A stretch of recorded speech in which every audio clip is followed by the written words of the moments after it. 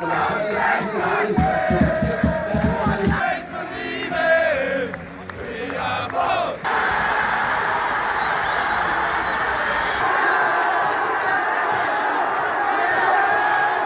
Ryan, Bray Wanderers fan, how are you? You well today? I'm good. Nice to see you as well. I'm sure you're missing the football like I am, but we'll get back hopefully sooner rather than later.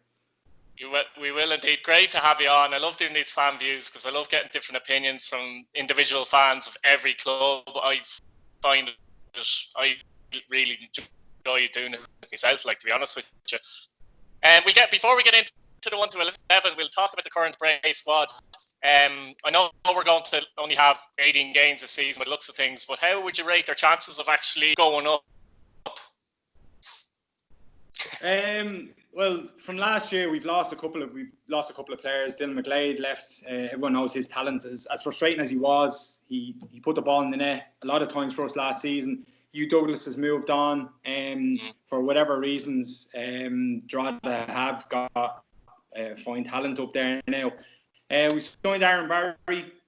To me, he's probably one of the better centre halves in the first division. Gary Shaw was a surprise to me for him to drop down the division. He scored goals in the Premier Division, so it's fantastic to see him on board. He's already got his name on the score sheet a couple of times. If we can get a playoff, fantastic.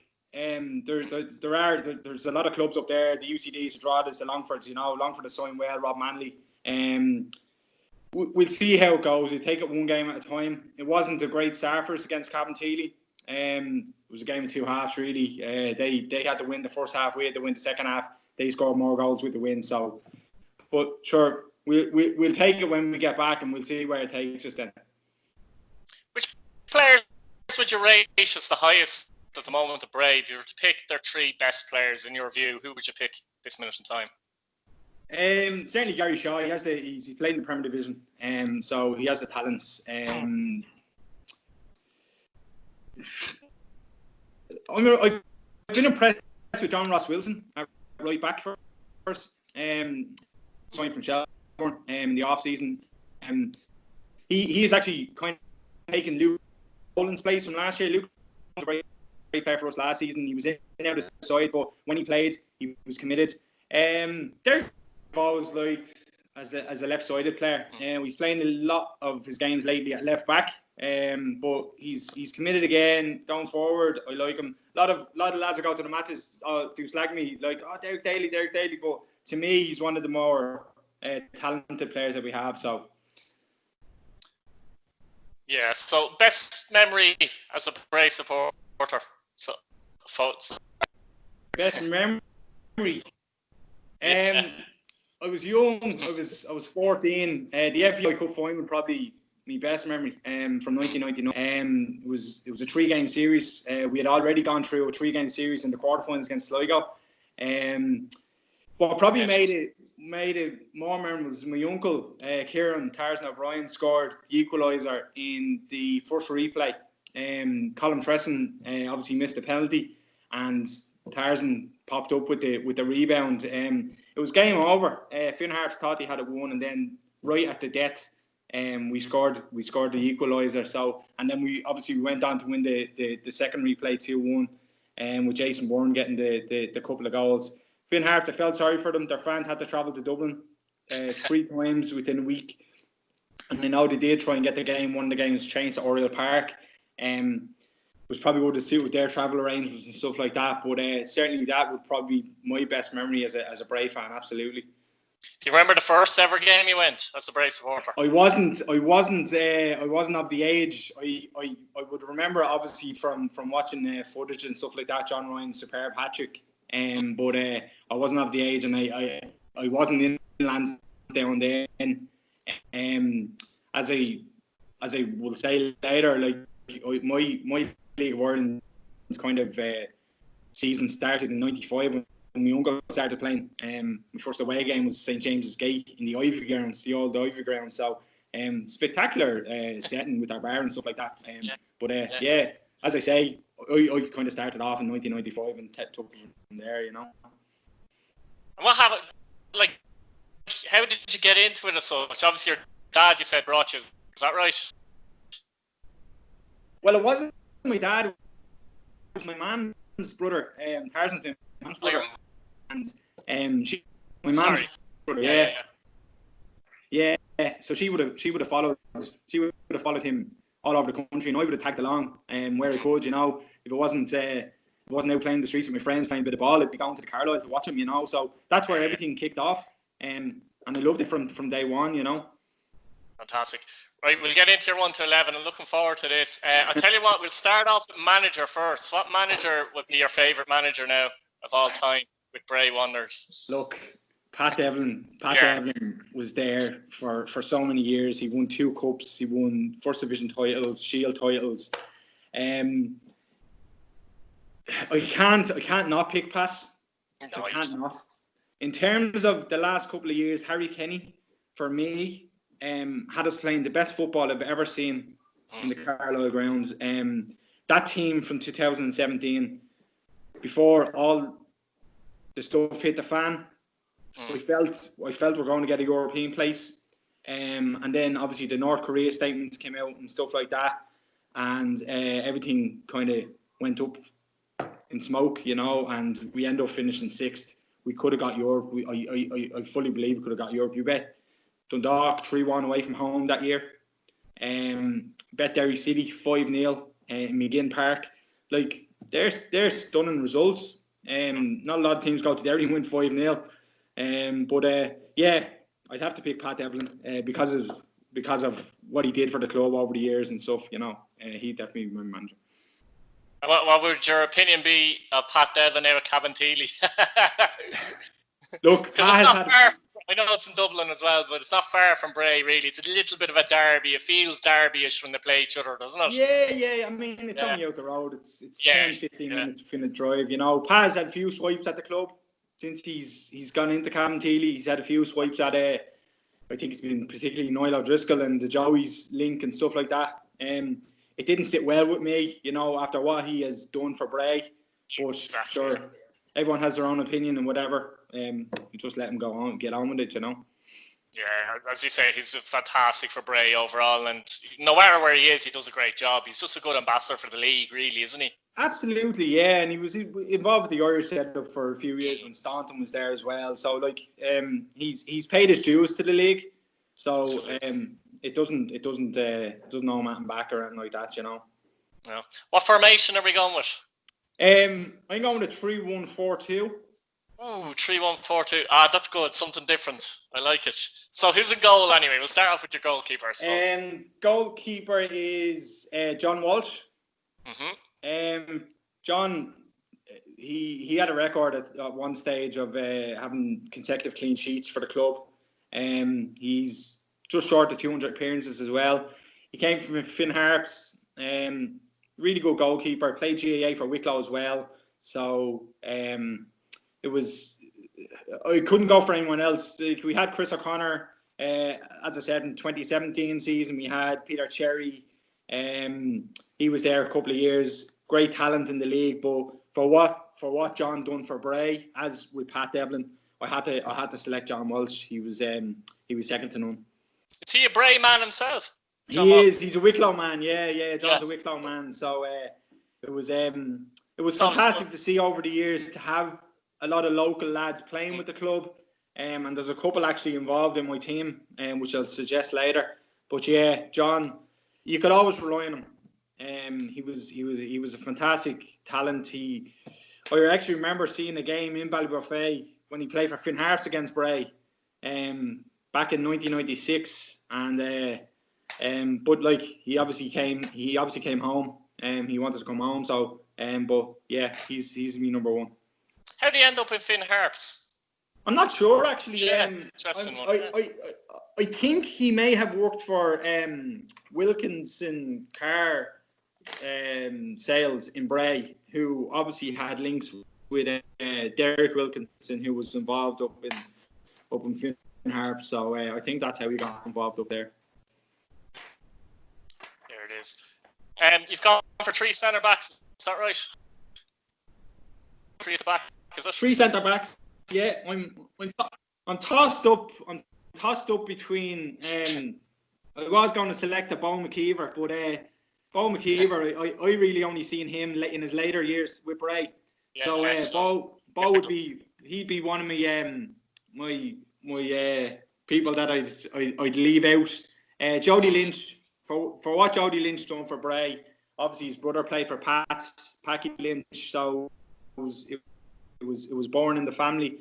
My biggest memory of Jody was he secured promotion for us against Monaghan in the Carlisle grounds back in the late 90s. Jody Lynch was centre half, remember, and he took the ball off one of our players to take a free kick, and he planted it in the top corner. Fantastic goal. The memories that he brought from that alone were fantastic. League legend. And had he taken 150 games for Bray. Jody hadn't, no, but from then on he was in the round of free kicks. So, he was a solid centre half, you know, and there was no messing with him, you know. So, he partnered Wesley Charles for a lot of the time when he was at Bray.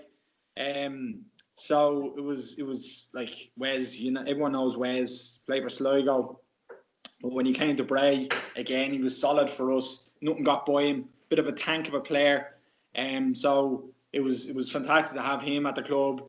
He was good for the community as well. All the kids knew him, and he went to awards ceremonies for local clubs and stuff like that. So, Wes would be my centre half, and then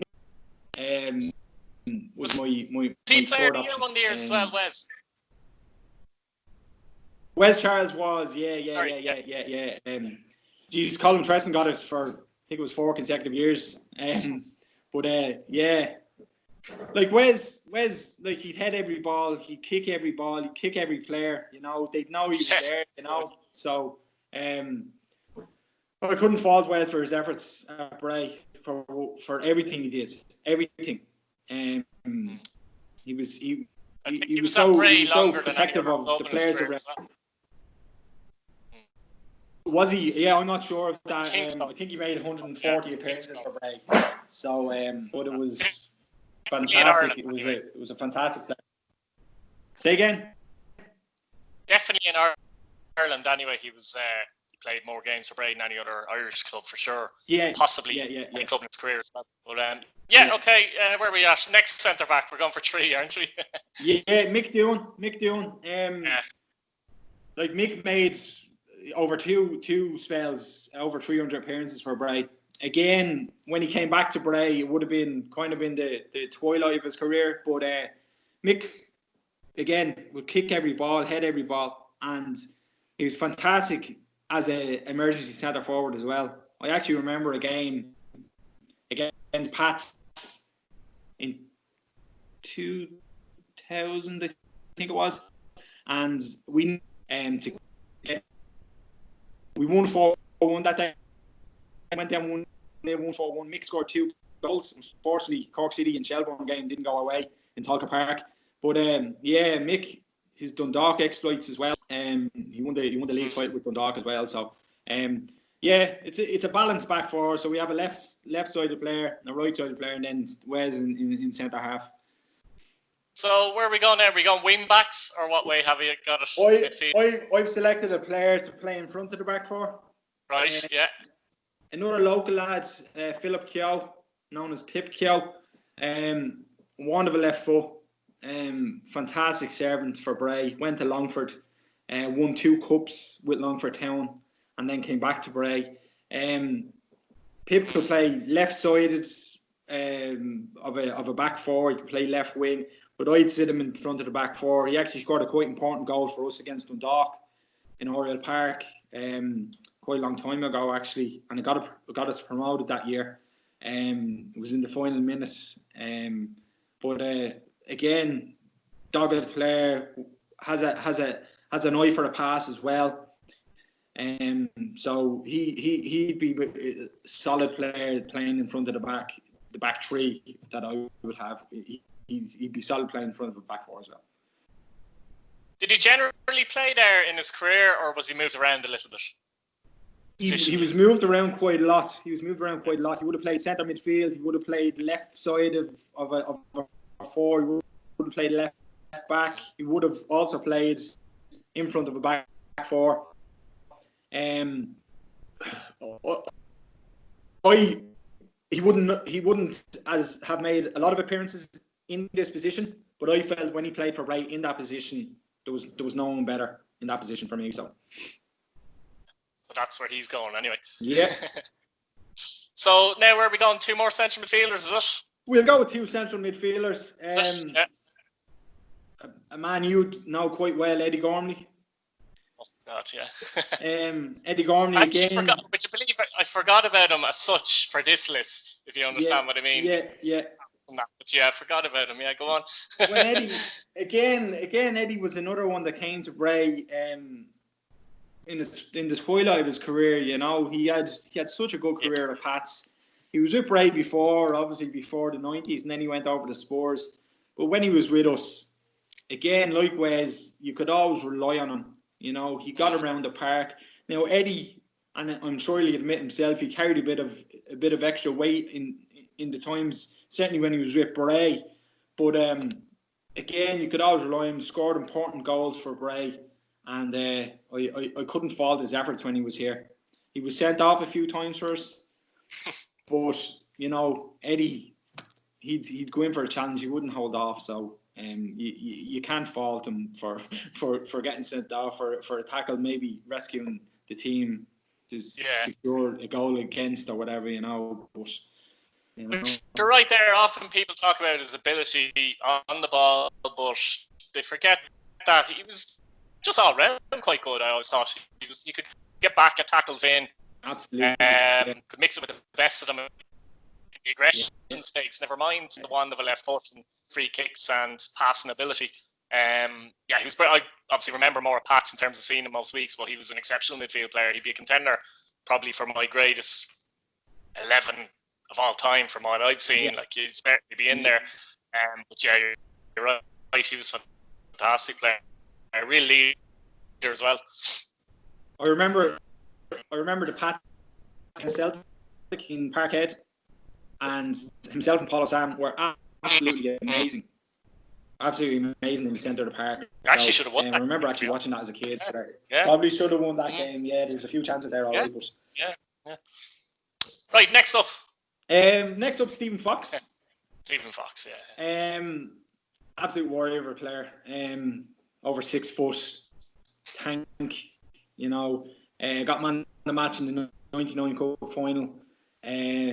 Often played up top for us, but he was a box-to-box midfielder, and he'd run through a brick wall for you. He really would. And again, another local player, good to see. Went through the Joey's setup, like a lot of our players did back in the 90s, and still to this day do. Obviously with the link that we have with Joey's and stuff like that. But Stephen Fox. He could also play centre half, would you believe? And he played there a few times for us if we were. And as I said already, he got important goals for us over the years. So him and Eddie, I don't think anything would get by them in the centre of the park, to be honest with you. Definitely not. That's a good midfield. Where are we going now? Are you going with wingers or 2 strikers, or what way do you have it now? I was going to go with the right side of midfield. I have Colin Tresson down. Colin Tresson, again, like Pipio, could play in any position, and he genuinely could play in any position. He scored a lot of goals for us over the years. I think he's 4th in the list of top goal scorers for Bray, and some of those games were from right back. He's a record appearance holder. He played for Bray into his 40s, so a bit like Ryan Giggs, I suppose. Like he had that fitness. Like Colin, I remember his goal for us against Shelbourne in the semi-final of the Cup in Tolka Park. Again, it wasn't a game Bray were expected to win, but we went there 1-2-1. I think Pat Scully scored for Shelbourne on the day, but Colin could play for any team in the league. He really could. He was that good. And again, I don't know if I said it, another local lad. So I think that's 4 local players that I have in my team. But his longevity for Bray long was. And you mentioned before there, didn't you say you get 4 Player of the Years in a row? Is that right? Club Player of the Years in a row. I think it was 4. I think it was 4. Yeah. Anyway, something like that. But that in around shows the late 90s, early 90s. He was just spectacular from any position that he played. In your view, why do you think he didn't move maybe to one of the teams that say could win a league? Just pure passion to stay at Bray, or maybe work commit? I don't know. I know. Colin did work for a local company, that's not there anymore. I think it was a toothpaste company. Maybe that was the reason he didn't move. But he definitely he would have walked into any team.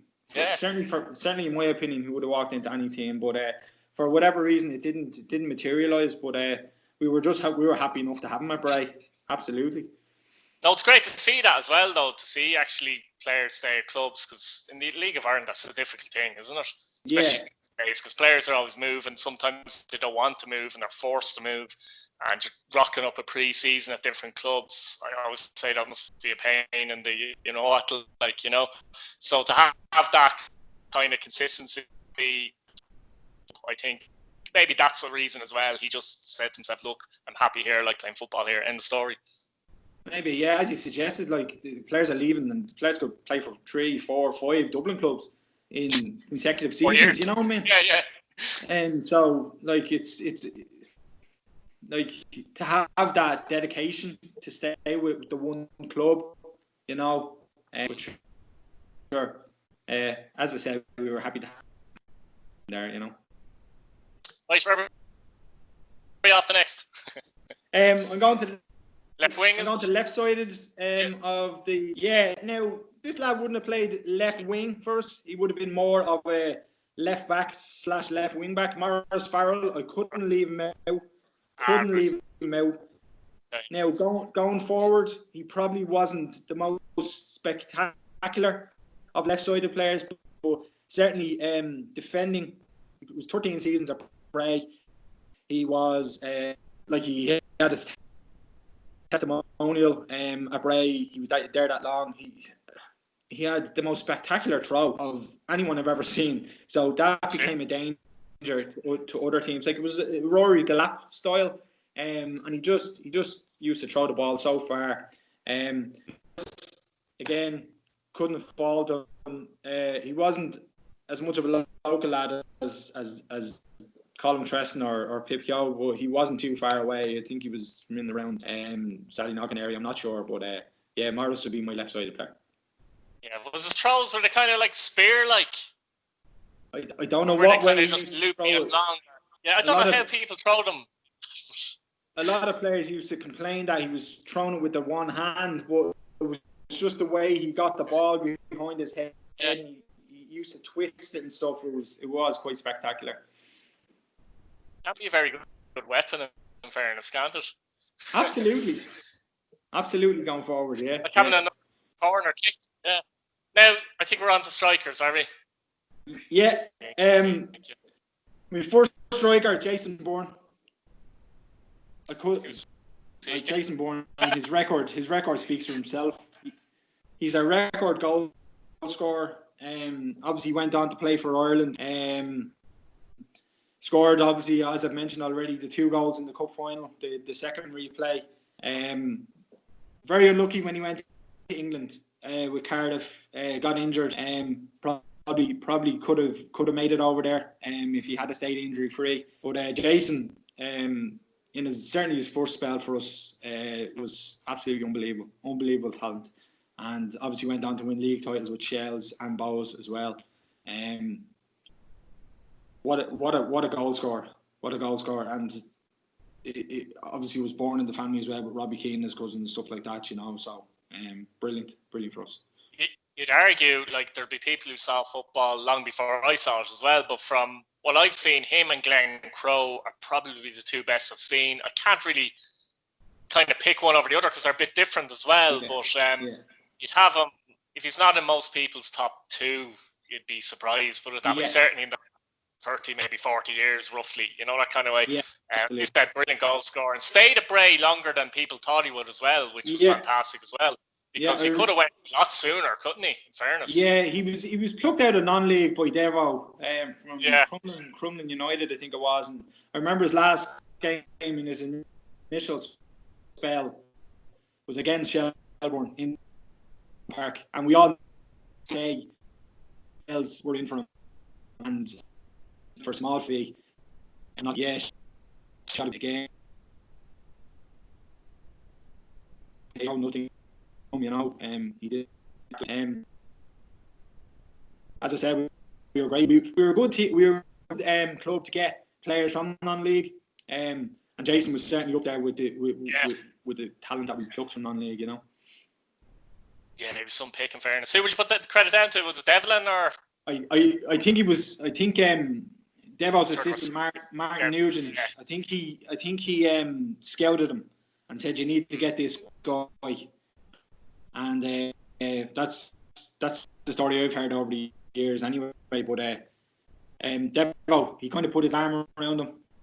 Jason got a bad injury for us in the 98-99 season. He broke his and it was touch and go whether he played in the cup final. But he came back for the first replay, and then obviously scored the 2 goals in the second replay. Like there you go. It's probably the difference between winning and losing that final, technically. Absolutely. You know. Absolutely, I agree. 100%. So we'll go down to folklore for that anyway. So. Yeah. I move on to my other one. Yes. I have to pick my uncle. He'd murder me. He got me into league. He was a record goal scorer for many years until obviously Jason came back. Sorry, Keith. Can you just say his name for the benefit of the viewers? Just can you hear me? Yeah. Kieran. Can you say his name? Yeah. Just for the benefit of is my second striker. Get that out. All round great guy. Obviously he's my uncle. I have to say that, or he'd murder me. Record goal scorer for many years until Jason came back and to surpass his record. He wasn't the most skillful of strikers, but he knew where the goal was, and like his community spirit as well. Like Wes Charles, he'd go to every award ceremony that he was asked to go to for local kids. He'd hand out trophies, stuff like that. So, and everyone knew him around Bray. If he was walking up the main street, everyone knew him. How are you, Tarzan? Like when he was younger, he was small, but over the years he obviously got used to playing in the league. You know, it's a rough and ready league in its own right. Especially back then. Yeah, the first division, like, you know, you'd be going to your Ballybor St. Mel's Park, like down to Limerick. I remember going to Rathban in Limerick one time, and it was like going to a stadium in Turkey. You know what I mean? Like, it was fence around the pitch, and but yeah, no, Tarzan, he could score with his head, he could score with his right foot, left foot, so, and him and Jason, they didn't get to partner each other as much as I'd like to have seen, because I think they would have complemented each other quite well. Tarzan's partner would have been Richie Parsons. The two of them hit it off like I can't think of any other strikers that had a combination like them two. And they were two small strikers, which surprised me, but they got on so well. They worked off each other, and I need to mention another player that if Tarzan wasn't in the squad, Eamon Zoid would have been in my squad. If I wasn't taking Tarzan, Eamon Zoid definitely would have been there. Yeah, Zoid's probably unlucky to miss out as well. He's a very good player, wasn't he? Yeah, absolutely. Again, could score the fastest hat-trick in the club history. I think it was in 9 minutes or something like that against Athlone in the cup. Won 6-3 that day. Again, he's gone on to bigger and better things. He's in America at the moment. He scored in that hat-trick in I think it was Iran, was it?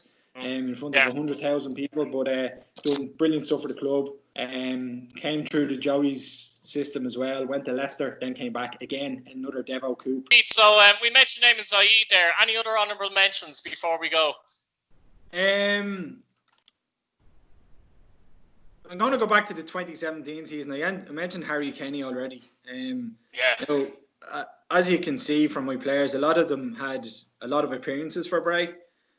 Keith Buckley played for us in the 2017 season, and he played right back. He signed as a centre midfielder, but he played right back, and I think he has 12, 13 assists from right back. If we could have kept Keith Buckley in our team, like, again, I think he's the type of player who would walk into any team in the league.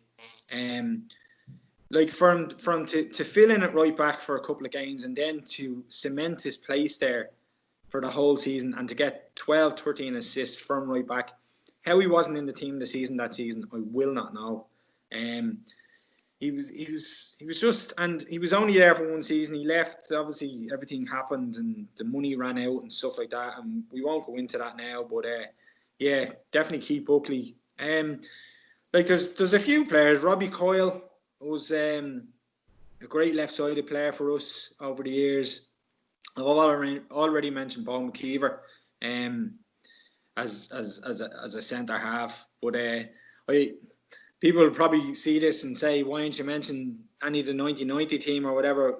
I didn't, unfortunately, see them play, so certainly not live. It was all footage or whatever. But it'd be like me picking my Irish team and picking Johnny Giles. You know what I mean? Everyone knows he was a great player, and you see footage and all. But how can you really pick him when you haven't seen the man play? Absolutely. That kind of way. No, you're dead right. That's why I haven't put John Ryan into my team. You know, person, whatever. But yeah. How do you see, though, just before we go, how do you see the club moving forward? Obviously, Glenn is manager there at the moment. Glenn Cronin, isn't it? Gary Cronin, getting them mixed up. But again, a young manager, and he's only there, I think, 2 seasons at most, isn't he? Yeah, Gary came on board 2018 season when the club was in disarray. Niall had only taken over, and Gary came on board, and we were already relegated halfway during the season, you know. But Gary was unfortunate last year. There was some games that just didn't go our way, and like, there were 1-0s, and I remember a game in Drogheda at the last minute. We got defeated from a silly header, the goalkeeping mistake. And Drogheda, it was like a 6-pointer really. They went ahead of us then, and stupid results at Lone at home. So, like, the consistency wasn't there. But I'm fully convinced Gary can get us into a playoff spot at least this year. We certainly have the people going forward and at the back. So we have a solid unit there. But people have to realise Gary's only in the job a couple of years. You know, they need to give him a chance. So I'd be happy enough to give him a chance. You know. Yeah, and you say the club's rebuilding, really, isn't it? The last couple of years, anyway. So it's kind of a finger in the dike job as well at the moment, isn't it? So absolutely, Niall came on board, and he's done absolute wonders for the club. Community spirit is back. People are back through the gate. Like, people were surprised. One of the games last year, we had 1,000 people at the game. They were like, "My God, for a first division game," you know. But that's the community spirit that he has brought into the club, and the link with Joey's as well, and kind of South Dublin and stuff. Obviously, Cabinteely are trying to tap into that area as well. But no, I'm happy where the club is at. Certainly on the pitch and off the pitch as well. Because, as you know, it wasn't in a good place for a couple of years there, and we actually thought the club was going to cease to exist. You know. I always personally see Bray as a first Premier Division club. I don't know why, but maybe, I don't know, when I was younger, they were always in the Premier Division. So whenever a club is in the Premier Division when you're young, you always see them as a Premier Division club, don't you? Yeah, so it's to me, they're a Premier Division club in a sense in the first division. I know a lot of clubs could say that maybe, but I saw Bray as one of them definitive Premier Division clubs, you know, even though there has been a little bit of yo-yo on that, like, you know. Yeah, it's funny you say that. You mentioned the yo-yo, because for when I certainly started supporting Bray, was always up, then down, always up, then down, you know. And then we kind of cemented our place in the Premier Division for, I think it was going on 10 plus years. And at one stage, ourselves and Bohemians and Pats were the only 3 clubs that had consecutive years. A lot of the other teams, Rovers were even down, Shells had gone down, Derry, Cork, you know, some for financial reasons, but yeah, we're hoping to get back up there. We'll see where the next series of games takes us, whether fans can go back or not. But we didn't start well, as I mentioned earlier on. But it's a new slate now. I don't know if new players will come in during the fall's off season as such. But yeah. Fantastic, Keith. Look, Keith, really enjoyed that. Very interesting going down memory lane, and some of those players that you mentioned, they bring back memories yourself as well. So I love hearing them without actually seeing the teams before we go on air. I think it works better that way. Thanks very much. Thanks a lot, Keith. Thanks for having me.